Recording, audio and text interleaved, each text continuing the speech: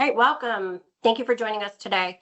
We are discussing developing an AI roadmap and the strategy that goes with that.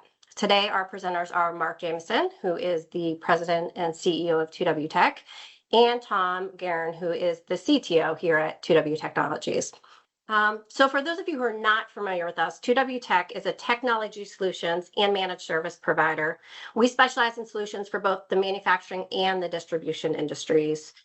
We are the largest Epicor partner in North America, as well as a large Microsoft partner currently holding 4 Microsoft solution designations. We've expanded our portfolio to become a one-stop shop for all technology needs. For a full list of all the products and services we offer, visit 2wtech.com.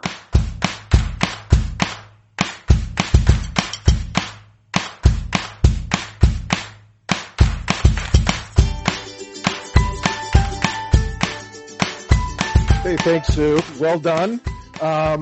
So this morning, the social media gods put this at the top of my LinkedIn feed. And Tom, I think this sort of is perfect for our topic and really where the state of AI is in business today. Yeah, I mean, there's this broad, we're going to talk all for the next half hour about this, but there's this broad world of all AI everywhere all the time.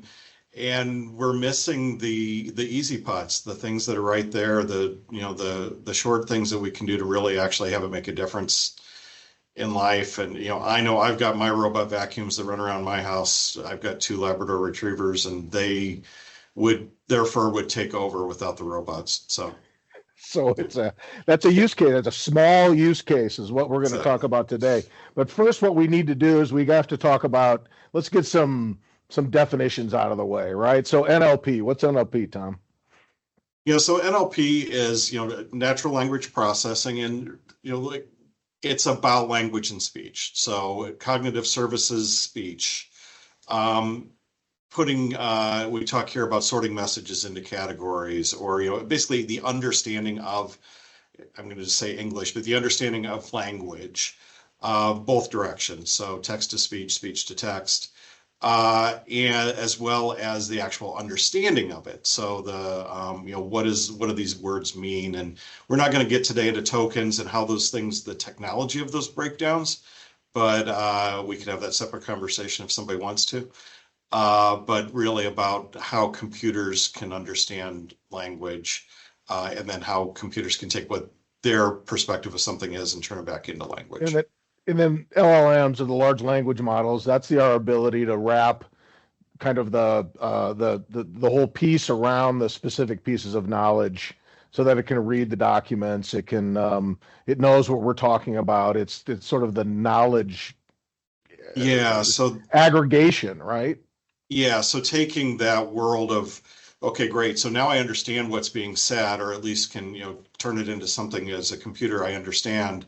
Now what do I do with it? Well, a large language model is sort of a subset inside of that natural language processing of taking large amounts of data. And by large, we're talking like internet-sized amounts of data often, or big data sets in your company, and training on that data, and so that you're adopting a subset of language that's specific to that data set. In that world of large language models lives the general, the pre-trained transformers, the GPTs. So you've heard about GPT, 4.0 or GPT 3.5 or any of those pre-trained transformers.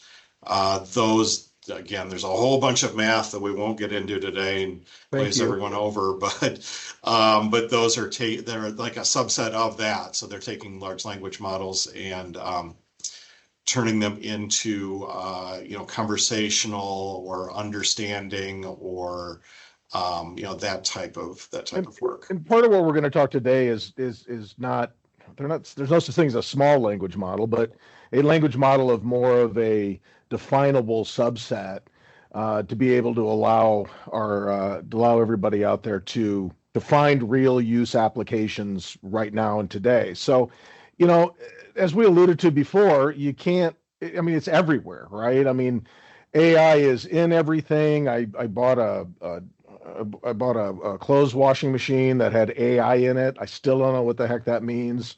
So you can't, I mean, it's literally everywhere. And there are huge organizations that are talking about huge enterprise worldwide things. I mean, you've got Microsoft, you've got Meta, Elon Musk, right? Your Tesla runs on AI. Our newest favorite AI application, Grok, is an X chat bot. China's in there trying to get global dominance around AI, and Apple, they've come up. Amazon just mentioned something, and Epicor's talking about Prism and its AI product and the impact that's going to have. And I think all of this becomes so huge, and it's like, how do I grab it and how do I take advantage of it? And so we look at the general applications, right? So let's just, Tom, let's just briefly talk about some of these apps that are out there, and we can start. Let's start with the open conversation stuff. Yeah, so these are your chatbots. My current favorite of the general purpose open ones, would be Grok. It's Grok 3. If you're out there and you haven't used it yet, definitely add it to your list of things to check out. And that'll be on our resources list too. But ChatGPT was the one that really, altered the landscape when that the end of 2023, when people really started to use that out everywhere. So, but conversational, it's conversational. It's interact with your data, interact with the bot, interact with the AI, and using natural language. Yeah. So then there's the application stuff, Copilot. We've been using Copilot pretty extensively here at 2W. The application stuff. So we've got Copilot. I think Salesforce has their own. I guess we talked about Epicor's Prism. Where do these fit in this? So if I've got this thing where I can go and I can ask a bunch of questions on just general knowledge, where do the application stuff fit? Yeah, so that's, and some of them tend to be gray areas. So Copilot, Microsoft Copilot as a general term actually includes a number of different Copilots inside of it. But the application specific tend to be, these have more, first of all, you're going to have more capabilities, which in the open conversational bots, they have the ability to add on agent type functionality where they can go do something for you. The application specific are more designed around that. So, write an email for me, or, rewrite this email for me, for instance, in Outlook, if you've got Copilot turned on. That's something you're seeing a lot of. Also, more specifically trained around a particular subset of knowledge. So, GitHub Copilot is a great example. Our dev team all use that all day, every day. I saw something recently. I'm making up the number, but it's like 70% of basically all code being checked into GitHub, which is kind of the standard for repository for code. It has been written by AI. So when you're working in Visual Studio, you start typing code, and it finishes the next 5 lines of code for you, that kind of thing. That's because it's been very specifically trained around that subset of code, right? Programming. And then things like Prism. Prism, for those not familiar yet, Prism is the AI application being deployed and added in Epicor in their environments, Epicor ERP, and that again, specific use case inside of their application. So I need to be able to have a business process trigger this particular AI activity, or I need to I want to interact with this subset of my data and using some kind of natural language, maybe a dashboard or just a chatbot type thing. Things like that are very much more narrowly specific to the application, but they're still conversational, or at least have the ability to be conversational. and then there's business specific stuff. So we should never be putting our business data in any of these open AI chats, um, because you don't know where it's going to go. But there is an opportunity to create specific applications within your organization that fit to your use case, and one of those would happen to be our Resolve IQ. Just touch on that briefly, Tom. Yeah, the first part of what you said there about, what data are you putting in these things, right? So if you've got a chat GPT that's out there, that's a open available model where there's some questions around how the data is being used, utilized, stored, transmitted, all of those types of things. I don't want to be dropping my financials or customer data in one of those, right? Application specific, often many of those might be hosted internally in a way that is inside your tenant. So Microsoft Copilot, the AI is in your tenant, and you've got control over where that data lives and data residency. And some of the tools we'll talk about later, like Purview, where you can see how your data is being used and all of that, and how your employees are using it. But then when you get to the business specific piece of that, there are things that you want to have be very narrow. You want them to be specific to what you're doing, specific to your data. You may not want that data to leave your control, your visibility. Resolve IQ is our tool. It's our platform, really, that we've developed. We're close to 3 years into. Yeah.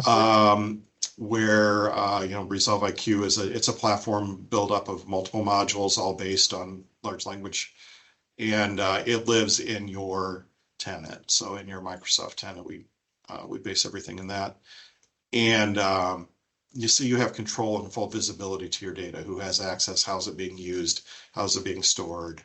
Of course, we did that on purpose for compliance requirements. And just general good business hygiene and practice purposes. So, our first webinar was 2 years ago, this coming August, and this was our strategy, and this was our internal strategy that we presented. And you know what? We're actually right on track. And part of this, just the takeaway here is let the billion-dollar companies do the heavy lifting. We're going to let Microsoft, we're going to let Epicor, we're going to let these folks we're going to let Elon Musk do the heavy lifting on the applications that we're able to bring to our clients. And we've started that, and we're doing that, and we've made we are productively using AI on a regular basis. I would say every single person who works here is touching Resolve IQ daily. Most of our clients, whether they know it or not, are touching Resolve IQ daily. It's wrapped around our ticketing system. It responds to our clients. Our clients can look stuff up. We're getting ready to actually launch a kind of a deeper version of that to our managed services clients. And then finally, though, we want to create a path for our clients to be able to roll out AI and make it economical, and do that and to make it economical, make it effective, make it productive, cost effective, so let's do that right now. So number one, first thing you need to do is, what are you going to use it for? What's the use case?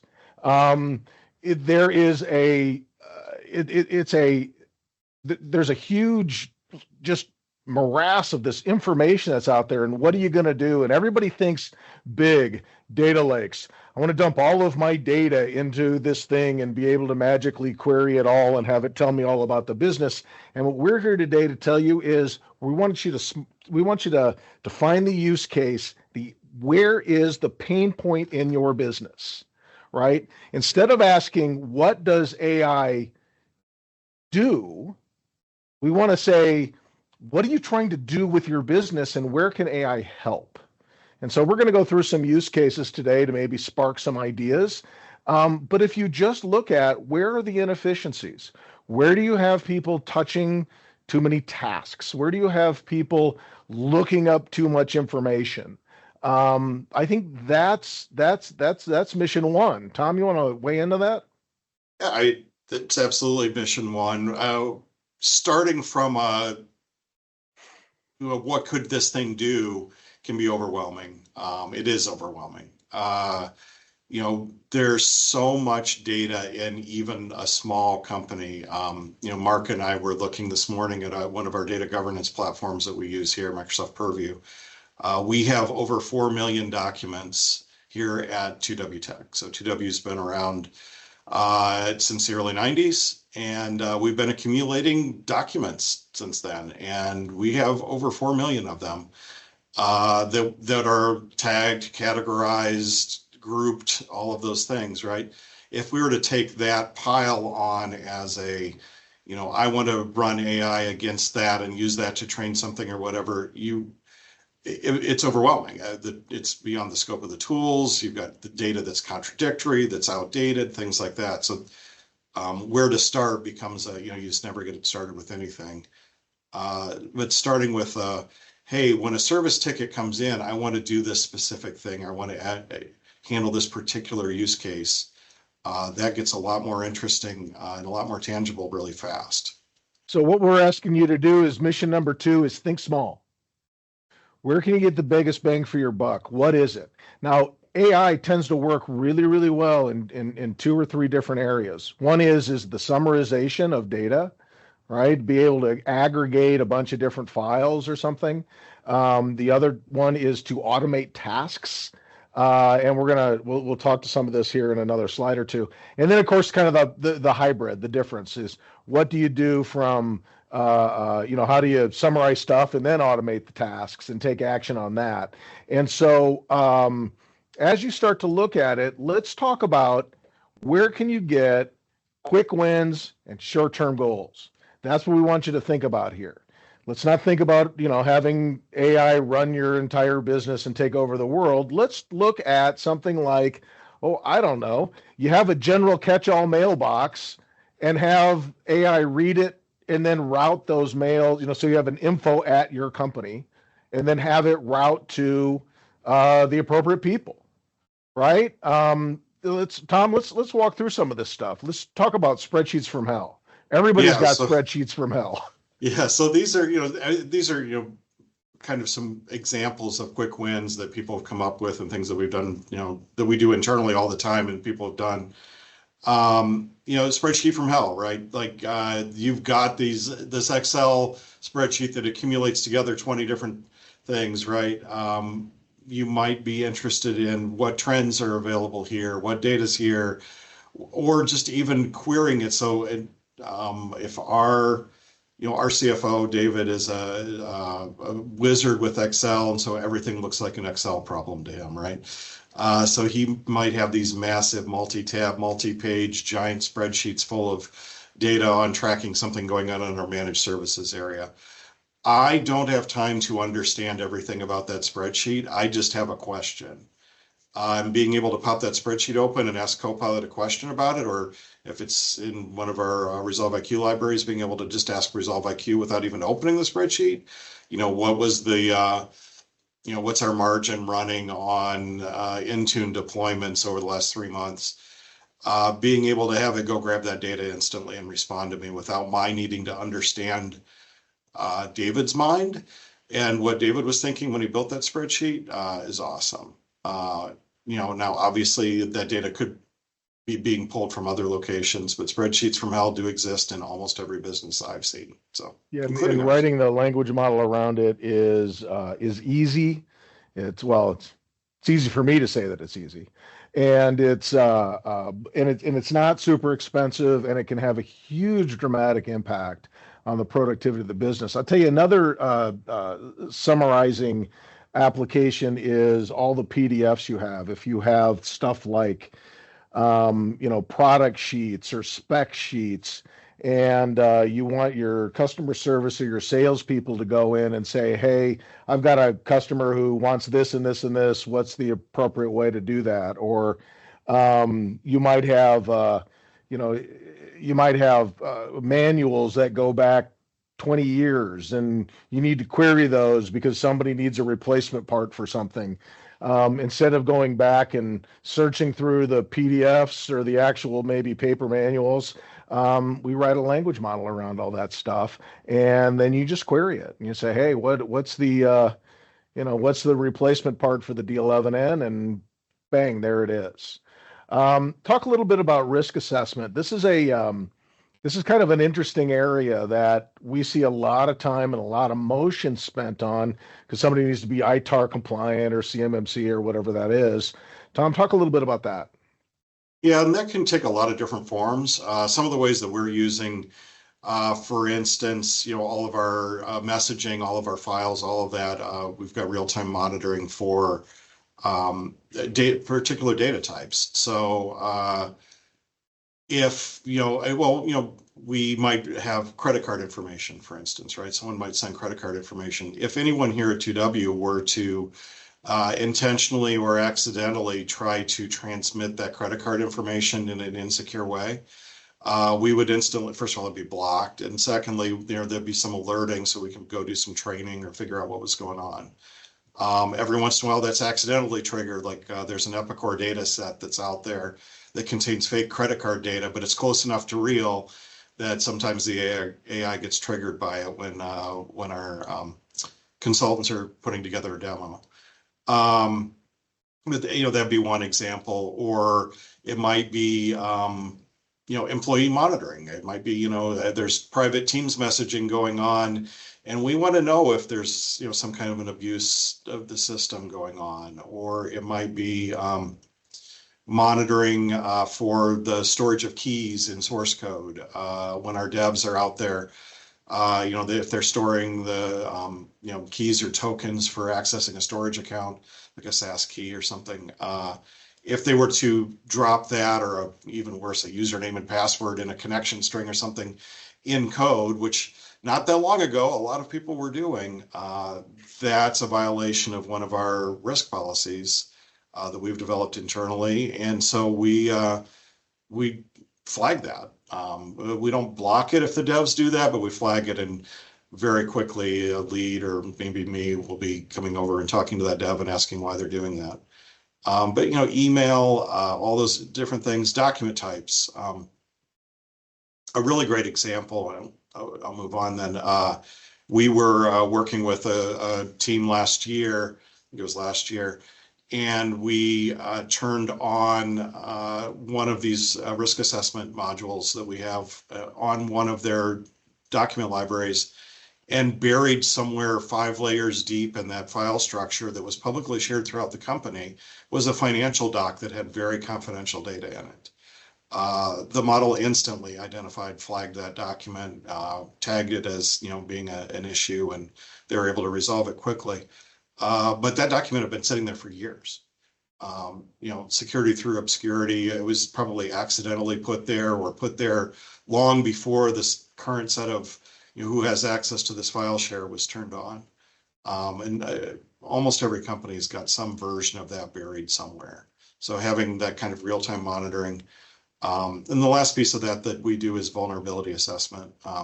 For instance, we do a lot of Azure. We've got 10,000 or more Azure virtual machines that are out there that we monitor and manage on a regular basis. And all of those that are under our Azure agreements, we do continuous vulnerability assessment. And our team is not big enough that somebody is sitting there watching those continuously. We use AI to do that monitoring and flag things so a human can go and take a better look. That's a big one.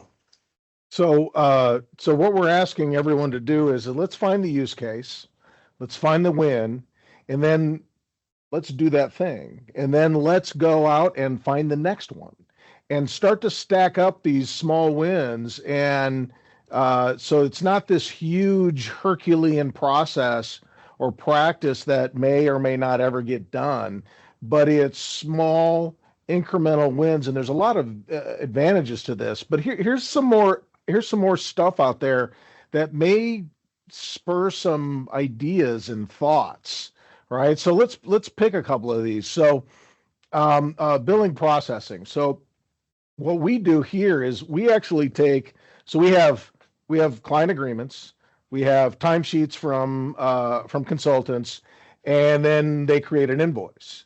And then we have AI Resolve IQ looks at all three of those and make sure that they match up. And if they do, we send the invoice. And if they don't, we present that to a human. We've taken our entire billing process here from about a day and a half to about 20 minutes because we're only addressing the ones that aren't there. Tom, pick another one. Oh, what do we have? Resume screening. This is a really interesting one that we've been doing a lot of work, both internally and externally on, as we grow. So resumes come in. We also have some pre-employment questionnaire type things that come in that we ask people to fill out when they apply for a job. We then, of course, have got the actual position and the job description and the questionnaires that were filled out by other people who are already in that role or work around that role. Using AI to take all and combine all of that together. And although it doesn't make a determination on hiring or not, being able to put it together into a much more standardized package where the group leader or the pod leader in that area can look and say, oh yeah, these are the people that I want to talk to right now. These are people that might be suited to something else, or maybe these are people that aren't. You've all seen resumes, you've all seen CVs, you've seen questionnaires and things. If they come in 1,000 different formats, weeding through those becomes a whole thing. But taking all those, standardizing the look and feel and the all of that, as well as then maybe suggesting some follow-on questions. The AI is doing that for us as well. We've had some tremendous initial success with that, and we're looking forward to doing more. There's one of the ones that we use quite a bit here is the meeting recap and follow-up stuff. So we record and transcribe almost every meeting that we have, and then we take that transcription and we send it to Resolve IQ. Copilot will transcribe it. We'll send it to Resolve IQ. Resolve IQ will create a summary. We'll then prompt the Resolve IQ to send the summary email to all the attendees in the meeting. And now we put humans in there because you want to make sure that before you send something out publicly like that, you want to make sure that it's correct. But it saves. I can't tell you how much time it saves. I mean, Tom and I were working on one last week, and we probably took what would have been a good half a day's worth of work and put it into about half an hour. Utilizing Resolve IQ based on the meetings and the meeting notes and our deliverables and what we had to do. That is a huge time savings for us, and I would say almost every client-facing employee uses that process at some point or time, right? You got another one you like out there, Tom? I mean, all of these are great. Probably let me pick on service ticket routing. It was one of our first applications that really drove it here. We're a managed services provider, a cloud solutions provider, an ISV, we're an Epicor consultancy, we're all these different things. It's all ticket based. We have ticketing that goes on, service ticket numbers flying around. Every one of those tickets have multiple times in its life cycle are touched, interacted with, modified by Resolve IQ. Everything from providing AI created notes internally to technicians and consultants on recommended actions, to routing it to the right board or to the right team, setting the correct urgency and impact levels, putting the correct agreement on the ticket. Again, Mark mentioned earlier, making sure that the time entries are set up correctly when people add their time to a ticket. The initial response when a ticket comes in, being able to respond back quickly, letting them know what's going on. If we need any additional information, the AI is already looking at that and going, hey, it looks like this is an error. They're getting an Epicor ERP. I could really use a screenshot of this. Or reading the screenshot that they send and adding that information to the ticket so that it's visible. All of that stuff, I mean, that's just a tiny, tiny, tiny fraction of the stuff that's going on with our service tickets on a continuous basis. We make thousands, 10,000 or more AI calls a day around our service tickets. But that's a really valuable one. And most of our client base has some variation of that, whether it's service tickets or some kind of work handling or whatever, that might spur some ideas for people. I think, some of the other ones out here, like process operating procedures, like how do I do that here, right? How do I enter an order in Epicor? What do I do with non-standard inventory? Those types of questions we can create language models around, and we can present them in any language. So if this user is a Spanish speaker, we can present that back to them in Spanish. If they speak some other language, we can present it back to them, even though the document or the language model, the documents that we wrote the language model around are in English. Although before we move on, I want to talk about PowerPoint presentations, because I think it's important to share how we created this presentation today. So what we did was we had this idea, hey, we should do this webinar. Sue and Tom and I jumped on a call. We discussed it, I don't know, 20 minutes or so. We recorded it, created a transcription. We took the transcription, we created a document from that transcription. We opened up Copilot and we said, hey, create a presentation, a PowerPoint presentation from this document. And like that, we had a rough draft of the presentation. We then went through that presentation. We filled some stuff out. We did some research utilizing some of the other open AI, Grok, as we talked about before. We used Grok for some of the research, some of the general research we did for this presentation. I used Resolve IQ for some of the internal things that we were doing. And then I used Resolve IQ to help pare it down and create the bullet points out of this kind of this narrative that we had. It saved us days in time, I think. I don't know. Do you have any other secret sauce that you used to create this, Tom? Maybe. I mean, it's so fluid, it's grabbing the right tool for the job, that, I think as we talk a little bit about strategy here, realizing that there's not a single solution for everything. Things like Resolve IQ and Copilot are platforms. Things like Grok or ChatGPT are more, just interactive communication tools. There's different places for different things, and things excel better. Right now the reasoning models, which Grok is one of, for the world of research, it's amazing because they're able to kind of iteratively work over your data. That deep search function in Grok, to reason over the problem and then come up with an answer, versus something that might be one of Resolve IQ's functions that we do the sentiment analysis. So looking to see what direction is a ticket trending. That's a very narrow thing versus that very broad. So grabbing the great tool. Yeah, no, I think you're right. I think, if you only use Copilot, everything looks like everything looks like a 365 type of thing, right? Whereas it's all varied, and it just depends on what your use case is. So if you stack these things up like this, so the number 3 in this process is getting your data ready. If you stack up the small wins, this becomes less onerous than if you try to eat the whole elephant at one time.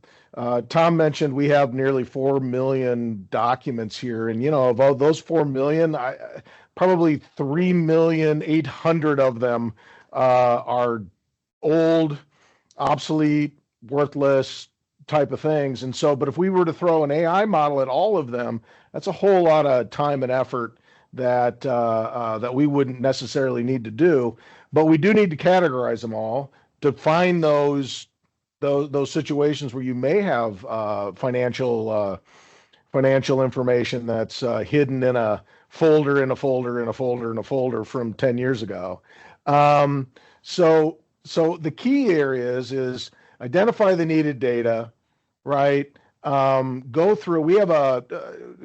We go through this and talk a little bit about Purview, which is our tool that walks through this. Yeah, so Microsoft Purview is, Microsoft's compliance tool, among other things, data governance. But uh, that's the tool that we use to do automated tagging, finding by type, finding by, content, right? So it's able to look at something and say, hey, this looks like a legal document. Hey, this looks like a health insurance form. Hey, this looks like an order form. This looks like it's confidential. This looks like it's general purpose. That type of tagging, that type of identification. There's lots of built-in tagging capabilities and then lots of custom ones you can do. So using that to clean and pre-process your data, as at least as a first pass. And then once you've identified that data, once you've done that initial cleaning, then going in and saying, okay, this is what's missing, right? So if you're actually looking to be doing some training, that might be identifying that, hey, I've got the product specs for these 5 products, and I'm able to ground my model in those, but I'm missing it for these other 3 products. And being able to use a tool to sort that out. We got a few different ways we can do that. That's really that clean and pre-process area. It's getting your data into I don't want to say in a standardized form, because part of the beauty here is that we can take non-standard data, but especially if we're looking to be building a model, making sure that you've got the right data to build from or to ground in, depending on what we're doing. And then once you get your data done, then we got to look at your infrastructure. And I can take this entire slide and I can probably put it into a couple of words, which is you got to get to the cloud. Yeah. Having your data in the cloud is far less expensive, is far less complicated. It can sit in SharePoint, OneDrive, other storage areas, but you need to be in the cloud. You need to get your ERP system in the cloud. You need to get your if you don't already, you need to get 365 and that part of your business in the cloud. The cloud gives you far more security, far more flexibility, and all of this stuff is cloud ready first and foremost. Now you can do it on-prem, right, Tom? But it's super expensive and kind of kludgy. Yeah, I mean, that's a whole other webinar probably, but on-prem is available. Something you could do. There are some very narrow, very specific reasons why maybe you might want to do that, but get to the cloud. That's, getting these things into M365, getting these things, having an Azure presence where we can be doing Azure AI and cognitive services, getting things into SharePoint or other. SharePoint's a great storage mechanism. I'm not talking about SharePoint, the UI, which I understand why people have trouble with sometimes, but SharePoint as a storage mechanism makes it available to Microsoft Copilot, makes it available to Purview, makes it available to tools like much more available or easily available to tools like Resolve IQ. Getting into SharePoint. It also addresses, saw there was a QA question earlier about, and we'll get into those, but costs around AI. SharePoint is your shortest putt because you're already paying for it and it's already part of your licensing for storage. So that's a half of your battle there. Yeah. Yeah. So if you were to come to us with, a dozen or 24 sales brochures that you wanted us to aggregate into a language model, the first thing we would do is we'd take all those PDF files and we'd stick them in a cloud environment like SharePoint. And you're right. In most cases, SharePoint's that kind of storage is available with your 365 licenses. So for that piece, there's no real additional cost. So understanding the roadmap, right? Assess what you've got, identify your use cases, small wins, right? Prioritize them all. Shortest putt, lowest hanging fruit. Doesn't have to be huge, crazy project.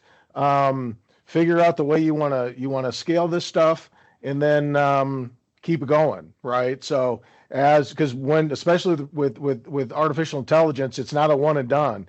It's going to be a continuous improvement. You're going to keep having data. You're going to keep having information. Your spreadsheets are going to change. Your PDFs are going to change. all of that is going to is going to augment for you. I want to make sure we've got time for questions and stuff, but I don't want to forget about this.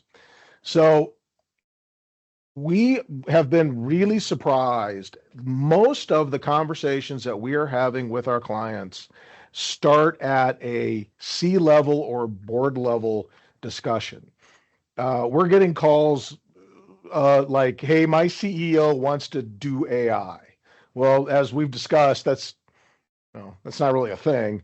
But I think what they're telling us is we need to figure out a way to utilize AI to the benefit of our business. And so that's kind of why we put together this presentation. But there are conversations that we've done many presentations at a board level as far as solutions go. And Tom, I know you've been involved in those conversations. And so what are some of the questions and concerns that that we're having with our clients to in order to get buy-in from across the organization? Yeah, I mean, we're finding, like you said, Mark, we're seeing a lot of this driven from board level or C-level, where it becomes we need to be doing this, but we don't know exactly what we should be doing or could be doing. So those people, it's really working with them to let's find some use cases, let's find some spots where this really makes sense. And then they'll start to raise some concerns for people, especially when they're driven from the board level. Are you taking away my job? Are you automating away our, what this whole section of what we're doing, or things like that. That's not the case. So there's really providing reassurance, providing training, providing insight and visibility. The other direction that we see is driven from the front line. Content creators, programmers, people, purchasing out there, using it to do supply chain, determination or optimization type stuff, more front line or front office type stuff. Those, everyone using Copilot for their emails, their Excel spreadsheets, their PowerPoint presentations, things like that. Those people it's a different set of concerns. They're not worried about automating away their job, but the management then has concerns that come up. How do we measure this? What are the KPIs? How do I measure ROI? How much is this costing me? Is this the right direction? And how safe is my data? Are we meeting those concerns around compliance, things like that? So those are the two different directions, tend to drive a different set of concerns. No, that's good. That's good. So to wrap it up, right? Find the use cases, prepare your data, right? Get your buy-in, right? And which will then set you up for for whatever comes next, because we don't know what comes next. I mean, we're constantly monitoring, we're constantly using it, but what we do know is what comes next is you and our clients. We need to figure out ways to make this economical, to make it affordable, and to make it super, super effective. If you're looking for more resources, I tell you, there's a whole bunch of stuff on our YouTube channel. There's a very nice little quick video about the difference between natural language process and large language models. Our YouTube channel, there's a lot of good information there. Our blog is another good place. We're going to send this out too. We kind of put this together for everybody. We'll send this out after the meeting for everybody who attended, or at least everybody who signed up. It's a whole bunch of resources that we've used in order to put this presentation together, but also things that we monitor on a daily basis to stay in front of this, because this is changing very, very, very fast. But what isn't changing very, very fast is the need for businesses to become efficient, use new technology, and get more done with the people that they have. And I think this is what this. I think this is exactly what this is. So, Sue. Yep, great presentation. All right, so we have a couple questions related to cost. So why don't we just start there? So specific to What's an AI project cost? And then what is the cost for AI to read data? Is it pay as you go? So let me take a quick whack at this. So it's always our strategy to try to take this stuff and to make it as economical as possible for our clients. We've done that with the security sector, and we've taken that tact here. Because if it's too much, if it's hard to cost justify, it's hard to cost justify. So we've got this down to a pretty small. It depends on what you want to do, obviously, and it depends on how big you want it to go. But we create the language model around, and that's kind of just work. Create the language model around the data that you want us to create the language model around, and that depends on if we're talking about one spreadsheet or we're talking about 400 pages of whatever. And then there's a little bit of consumption that happens in the cloud, that part of it, and then it's usually it's either a per user model or a per transaction model. It just depends on what we're looking at here. Is it automated, or are we facilitating actual users? Tom, what do you got on that? I mean, I think I could summarize that with kind of it depends, right? But I mean, look, the volume of data is going to be a factor that goes into it for sure. How expensive is an AI project? I mean, the entry point can be pretty low if it's to get started with something. And in fact, if you're one of our managed services clients, I'll know ask the question. We've got some things that we're now starting to provide as part of our managed services package included. So there's some things there. To address the ingest cost, so there's storage and there's ingest, and then there's processing. So ingest is that process of indexing it, tokenizing it, to stay away from that a little bit, but getting it into a way that it's usable and searchable for retrieval and generation from and things like that. Those costs tend to be the most expensive part of the whole thing. And they are based on the volume of data. So getting your data clean and, is good before you go just dumping all of it in there. But for most people to get started in a moderate, normal way, so I don't know, we've got a product catalog that's a 400-page PDF. That's our product catalog, right? That product catalog, you're talking dollars, not tens or hundreds of dollars to do the ingest. Now, if you have hundreds of those catalogs, that starts to add up pretty quick.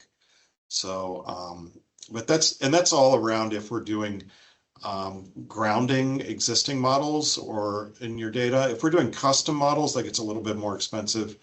But most of what we've been talking about here, we talk about data models and use that term somewhat interchangeably, but most of what we're talking about is taking a general purpose model and then grounding it with your data. So we're providing your data as answers to what that model has visibility to. Pre-built for having us pre-build the Resolve IQ platform saves us a lot of money in the development process. So you're looking at, I mean, I would say most of our projects are, the upfront cost is measured in the thousands, or maybe, just a little over the tens of thousands, but not much. It's a fairly cheap putt to get into.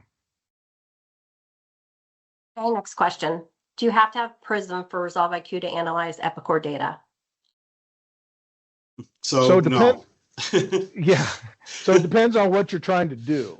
Right. So if you're taking your Epicor data and you're exporting it into a spreadsheet, of course not. Right. But if you're, and I think Prism is an evolving technology that I think is going to bring a ton of value to the Epicor clients. And we're actually really excited about it because we resell Epicor and we're hoping to resell Prism. I mean, we want to be an expert in Prism, just like we're an expert in Copilot and in general AI. But if you're able to get that information out of into a more of a standard format or whatever, certainly we can do that, just like we can write Power BI to Epicor data. I think at the end of the day, that may not be the most efficient way to do it. But if you had a single use case, it may make sense to do that. Yeah, the only thing I'd add there, Mark, is again, it comes down to let's use the best tool for the job. So it's going to Hmm. depend on the use case. Prism is going to be very good at the general purpose again across you've got all of Epicore's team working, generally. But if you have a specific use case, it might be that your narrow case, there might be a more effective, more efficient way than doing it via Prism. Um, and Resolve IQ doesn't care. If I can see it through a REST interface, Resolve IQ can see it. So What applications should we use?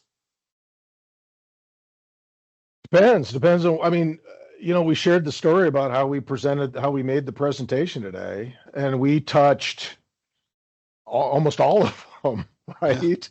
Um, in my daily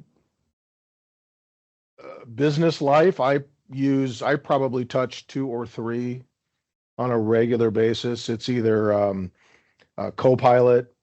Copilot can respond to an email. I type a few words in there, and Copilot will fill in all the blanks. My only issue with Copilot is it tends to be very exclamation point heavy, and those who know me know that I am not exclamation point heavy.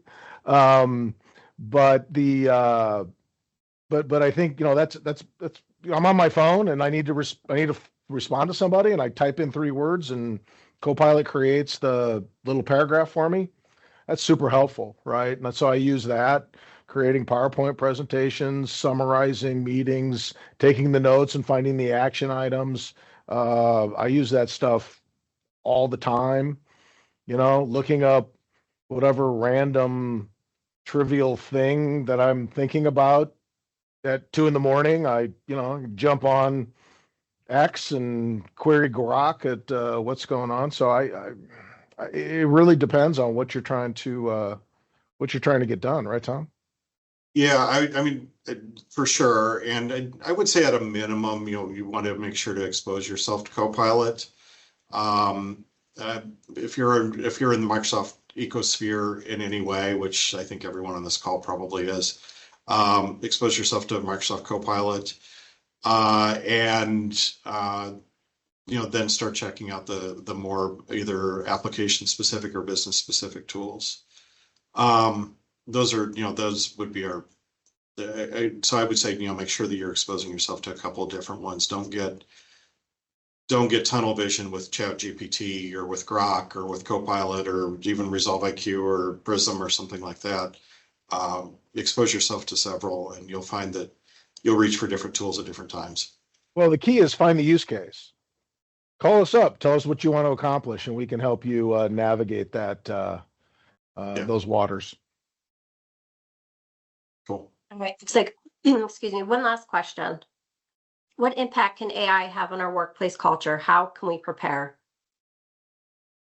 That's a good question. I think here, I can only speak to what we've experienced over the last 3 years here, and I think it creates a better environment for everybody because they're doing less of the mundane work. And what we're doing is we're experimenting with how can we get more done and how can we get deeper communication happening? How can we aggregate this data better? Um, we're a more secure organization because of it, which makes a better way to work. There's probably, I think we do need to be sensitive to folks that maybe are a little worried that they're going to get, artificial AI'd out of a job. And quite frankly, I haven't seen it yet. I think, most of our clients can't hire all the people that they want to hire anyway. And I think I think doing all of this and taking all this mundane tasks out of your day to day actually makes for a better for a better job. What do you got, Tom? I couldn't say it better. You know, letting AI handle the things that people don't want to handle makes life a lot better. And there's also, there's a degree of efficiency. I mean, just our customers and our internal customers appreciate being able to get things faster. So, if I'm able to respond to a client request, or if I'm able to respond internally to something that the mark needs in an hour instead of a day, there's an efficiency of the business that happens there. And that has a positive impact on the culture. That momentum is really exciting. But I would say the biggest impact that I've seen though so far on culture is just taking all the stuff that nobody really wanted to do and starting to automate it, starting to provide an alternative. One last question just came in. I think hopefully it's an easy one for you guys. Is AI helping or hurting cybersecurity work? I got to tell you, so as a managed services provider and cloud provider, we love it. Our ability now with Copilot for Security being broad, multi-tenant as well, being able to assess security events or concerns rapidly without human intervention and flag for humans the ones that need to be flagged is huge. I think so. From a defense standpoint, AI is providing some really cool opportunities. We automatically now isolate machines, isolate users based on activity. AI can make all kinds of determinations about is this really you or not type thing. There's the flip side though. There's the AI is able to write some really, really, really good phishing emails. So there's driving the ability to for your employees to make sure that they're well trained, what to look for, things like that. I talked to 2W, talk to your provider about phishing training. That's something you should definitely have as part of your thing. And then also AI is able to and robotic process automation, part of AI, very much able to exploitable things faster. And so that there's a bit of a one-upsmanship type game going on between the bad guys and the defenders there. It used to be that if you had an exploit on a system that was publicly accessible, and then there was an internal system that was maybe accessible from that one, and then another internal system, that chain of events for a human to follow that chain of events would have been unlikely. It happened, especially if you were a high value target, it would happen, but unlikely. Now with AI in the mix, you don't have to be a high value target for someone to spend the resources to exploit that chain.